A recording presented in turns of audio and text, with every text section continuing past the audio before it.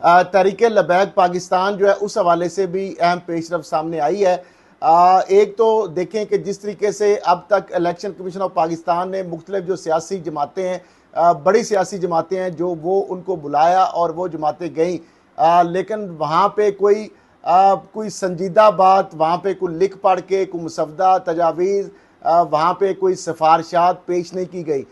लेकिन आज जब तहरीक लबैक पाकिस्तान की लीगल अमूर के जो सीनियर अरकान और शूरा के अरकान जो हैं वहाँ पे गए, जिसमें रिजवान सैफ़ी भी शामिल थे और दीगर भी उसके अंदर लोग शामिल थे, तो उन्होंने जो इलेक्शन कमीशन ऑफ पाकिस्तान का जो मुशावरती इजलास था, उसके अंदर बाकायदा अपनी तहरीरी जो है सिफारशात और तजावीज़ भी पेश की गई हैं। और वहाँ पे चीफ इलेक्शन कमिश्नर और दीगर जो इलेक्शन कमीशन ऑफ पाकिस्तान के जो हुकाम हैं, उन्होंने अपनी जो कारकर्दगी के हवाले से या इलेक्शन जो है आइंदा इंतखाबात के हवाले से उनको ब्रीफ किया वफद के जो अरकान है। दूसरी जानब उन्होंने ये भी यकीन दहानी कराई कि आइंदा जो इलेक्शन कमीशन ऑफ पाकिस्तान का इजलास है उसमें आपकी और दीगर सिफारशात जो है उसको भी जो है एजेंडे में रखा जाएगा।